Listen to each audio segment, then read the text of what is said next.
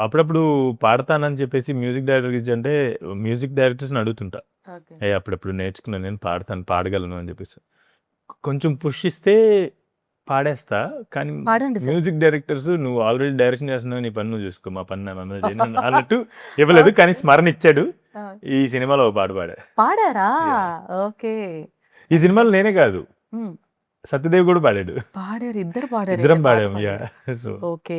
So, మొత్తానికి 'Rao Bahadur' movie చూసంటే జనరల్‌గా elements పరంగా ఏమున్నాయి? దట్టు ఆడియన్ ఎలా ఫీల్ అవుతారని మీరు అనుకుంటున్నారు మూవీ చూసిన తర్వాత?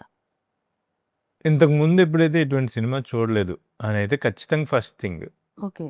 ఆన్ టాప్ ఆఫ్ ఇట్ ఈ సినిమా తాలూకా ఈ జానరా కావచ్చు, లేదంటే అదేనండి experiencing Telugu cinema like never before అని మా ప్రొడ్యూసర్స్ చెప్పారు. నేను కాదు పెట్టింది అది, మా ప్రొడ్యూసర్స్ చెప్పారు.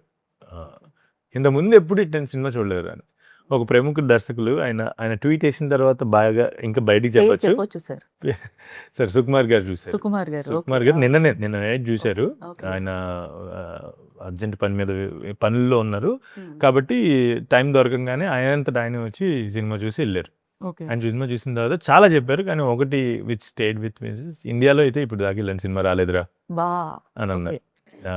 నువ్వు మంచి అటెంప్ట్ చేసావు అండ్ ఇండియాలో అయితే ఇటువంటి సినిమా అయితే రాలేదు ఇప్పుడు దాకా, రేపు వస్తుంది, దీని నుంచి ఏమన్నా వస్తుందేమో చూసి అని ఓకే. అన్నారు. సో, పాట ఎప్పుడు మా ముందుకు వస్తుంది సార్. దట్టు నెక్స్ట్ ప్రాజెక్ట్స్ చెప్పండి. ఇక్కడికి క్లోజ్ చేసేస్తాం. 20 yearsకి సరిపడా వర్క్ ఉందండి నాకు.